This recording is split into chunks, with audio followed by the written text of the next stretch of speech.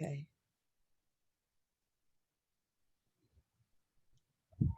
Hey there, Trey. How are you? I'm well. How are you? I'm good. It is so good to see you. I am very envious that I am not there in the wonderful, wonderful shores of Hawaii.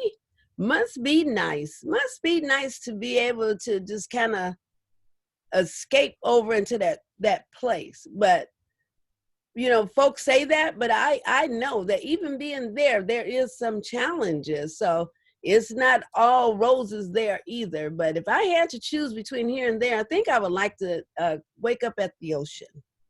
That would be the greatest highlight. I'm very grateful and I'm very lucky that I'm able to be here. And yeah, I would choose to be here too.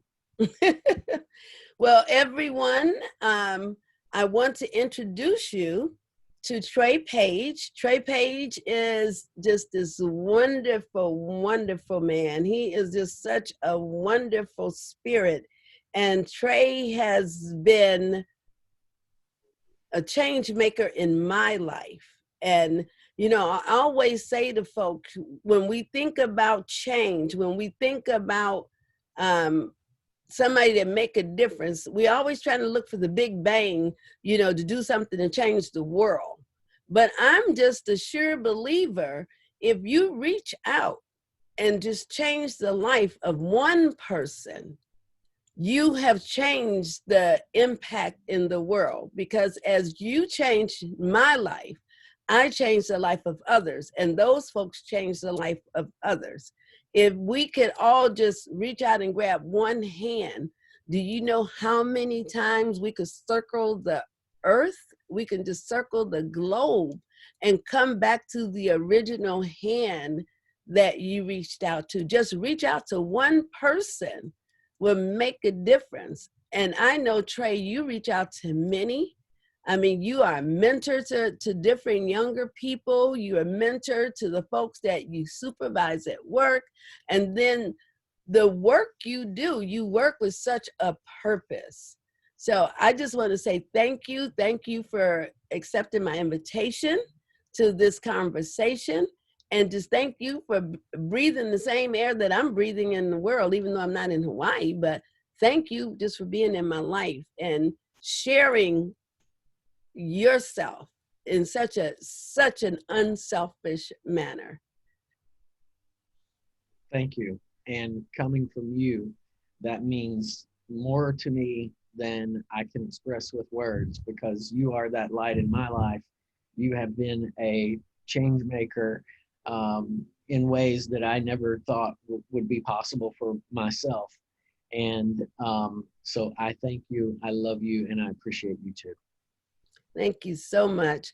So with all of that love going around, we need to give some of that love to some of these people that are feeling stuck. Because I've had so many folks to come to me and say, oh, Dr. Tanya, I can't wait for this 2020 to end, this COVID, this, and the policies and the racial tensions. And, you and I have had many, many conversations about the current climate.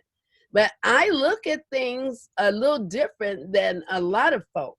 And that's why I think it's so important that to have these conversations. I created Critical Conversations to have a safe space for people to just talk and be able to be their vulnerable selves, because we're so busy trying to be what we think somebody else need and want us to be, that we can't be safe just being ourselves. So Critical Conversations is a platform just for that, where it's a judgment-free zone. It's a zone where everybody's opinion counts, everybody's opinion matters, and everybody's opinion will make the difference in somebody's life on some level. And so that's why it's really, really important to have these kind of safe spaces. And today, we're going to talk about 2020. We're going to talk about this year for me that has been really as challenging as it's been really a great, great year of self-growth, self-reflection, a year of putting into practice the things that I preach for myself, as well as what I give to others. Because, you know, I always want to lead by example, but this year really put that to task for me. And I think we should talk about it. So that's why I thought I was being really clever when I said, oh, yeah, we'll have critical conversations, the exit reflections of 2020. Because so many people have so many ideas about how to run out of here. They're not thinking about what really happened and how you can use what really has happened this year. This year has been phenomenal and life-changing, I think, for anybody that's breathing. And I don't care where you are in the world. I don't care what your age, what your race, what your creed is. I believe 2020 has been eye-opening and insightful to everyone. And I say, look at it, examine it, reflect on what has occurred, and take that with you into 2021. What do you think about that, Trey? Oh, yeah, I agree. You need to be reflective of any challenging time in your life, Mm-hmm. and and really think deeply about what you learned. You know, I growing up, I loved science, and I worked for a science-based company, and I love the science of biology. And if you think about how we evolved over tens of thousands, hundreds of thousands of years, the ability to change and adapt is ingrained with our DNA. We're the most successful species on the planet because we could adapt and change to whether it was a changing environment or whether it was uh, being nomadic and having to move to different locations because of famine or weather conditions. And so those changes cause us stress. We feel that stress, we feel that anxiety. Um, but but if you, I like to think, for me, it helps me be able to think, hey, we've done this for thousands of years. We've Mm-hmm. adapted to change. We can embrace change. And the quicker you can adapt and embrace the need to change and Mm-hmm. embrace that process of changing, the quicker you can get rid of that anxiety. Mm-hmm. And so early on in the pandemic, yeah, I was nervous. There were so many unknowns about how this was going to work. What would happen with my work? How would I Yeah. continue to do my work? How did I keep myself safe? Um, and I had a roommate at the time that I'm still do that I was kind of helping out, Mm-hmm. and so he was living with me, and we were going through this together, which helped. Mm-hmm. Um, but yeah, it was scary in the beginning, but I think I quickly realized I'm going to have to change. My work changed tremendously. That was a big thing that I had to adapt to. Um, but but just consciously thinking about how I needed to change, what I was going to do, and then that let the anxiety subside, and I could move to the next level. And so that was your biggest challenge, was to figure out what it is that you could do about work, or how you're going to work after you figured out that you were going to be able to work. Then how to best do that has been your challenge. So in Yeah, doing that, it appears that it has worked itself out in a way that's working well. I mean, you are working, and you are working from the beautiful beaches of Hawaii. Okay. And so what would you say your wins have been? my wins have been, um, I guess the biggest one is that where I am here on Maui, when I Mhm. first got here for the first, well, until about, I arrived on the 1st of June, Mhm. and then Hawaii required a 14-day quarantine for anyone coming into the islands, mandatory, Mhm. uh, until October 15th. So during that time, there were very few people here. And there was a stretch of about 11 to 12 weeks where, other than going to the grocery store, or maybe saying hello to the property manager, I was alone and I was by myself. And people that I was still talking to people at work and having work meetings over Zoom, and people would say, "Are you okay? Are you doing all right?" And I would say, "Yeah, I'm doing good." It gave me the opportunity to be alone and be with myself and find that peace of being with myself and by myself. And I realized at some point, I can do this. I can do this. So I think that is probably the biggest win that I've had. It's just learning a new level of myself and what I'm capable of. So you learned, 2020 gifted you the life lesson of being okay in your own company, that you just didn't have to have a lot of folks. Because I mean, you're there, but I know you're from West Hollywood, and I mean, that's a place that's truly dense with people. Even during COVID, it's been one of the places that has been on the news quite often, with the police saying you can't go in the streets, you can't do this, and putting the curfews out and the mandates for masks, and because it's one of the busiest places out here in Los Angeles. And so to go to a place where you say there is just like no one, there's no one to, because everybody think about Hawaii as the place touristy, but there's no tourists because they can't come in, and if they're there, they can't come out.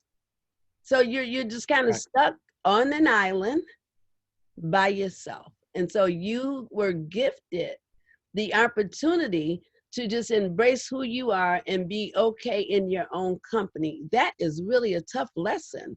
That's the lesson that I try to teach people, that once you can become okay with being okay just with yourself, then you're ready for pretty much anything else. Because most people depend on other people to add value, to add quality, to add excitement, or just to add anything to their lives. Most people cannot tolerate a prolonged amount of time alone.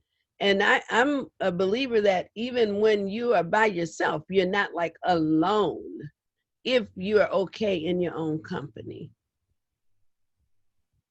I agree with you. I agree with you 100%. And it also gave me the opportunity to just do a lot of thinking.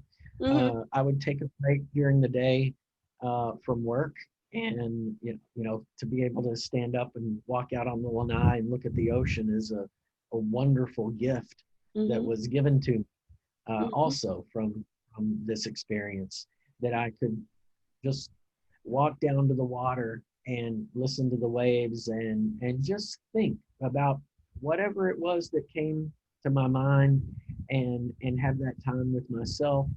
And I thought about friends. I thought about what next year would look like. I thought about particular problems that I was having at work that I needed to kind of solve for. And so it also gave me just that personal meditation time as well. So for people that's been in your position, because that's a lot of what folks have been experiencing, that being alone that you're speaking of as a gift, there's been so many people that have that, but they're not looking at it as a gift. They've been experiencing this thing as feeling isolated. Even though they may have work, they may have, like we say, the internet and different connections, but because they can't go out to the restaurant, or they can't go, when I say, what did COVID stop you from doing that you would be doing, folks just mostly telling me it stopped them from having the choice, from doing things like going outside and going to the trails and going to the restaurants and the concerts and, different things like that. And then and when I say isolated, I'm not speaking of folks that are in like abusive relationships being isolated. That's completely different. But when you are alone, you are alone. You've been there alone in your house by yourself, alone.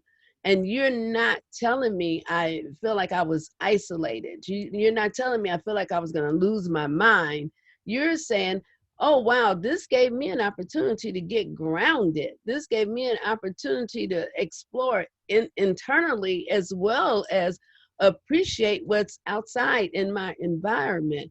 What advice you can offer to some folks that may be feeling like this has left them so isolated that they're waiting to rush out of 2020 because they're waiting on the vaccine or they're waiting on something to be lifted so they can live? You're telling me you found more richness in living in right where you are. So can you shed any type of insight to people what they could do to help this be a more positive experience?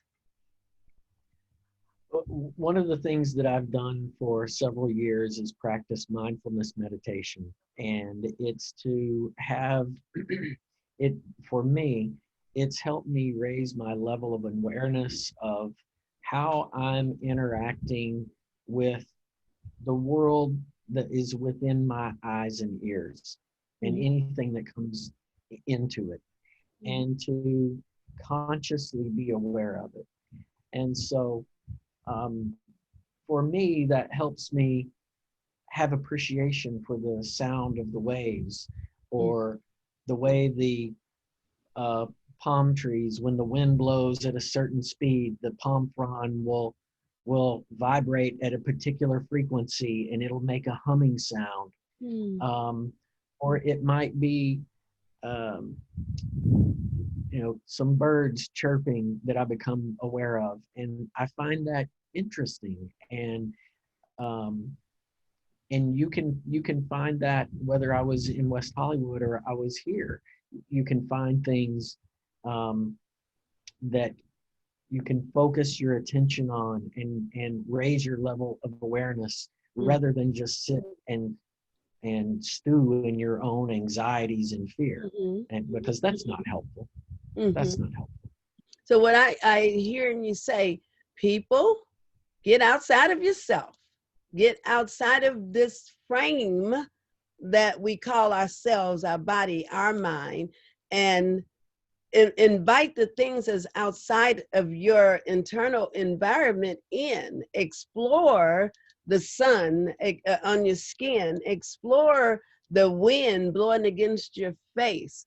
If you can allow yourself to get out of your own way, that's what I hear you saying. Just get out of your own way, then you can let something else in, and you can maybe find some sheer delight in just getting up, walking down the street. Yeah, absolutely. And I know for some people to be hearing that might say, well, I have a situation that's very different than his. I'm not working anymore. I don't have a job. I'm on the verge of being homeless. And so they might say, I have other things that are preventing me from being able to take that step. So even me thinking about people that are in much more challenging situations than I'm in has given me a deeper gratitude and a deeper thankfulness, and made me exercise more empathy and compassion, and look for opportunities to help others. Absolutely. Well, I just want to say thank you for just being who you are. I just want to say thank you for how you just show up in your world. When you just get up and show up in your world, it will make a difference in the world. Because nothing happens by an accident.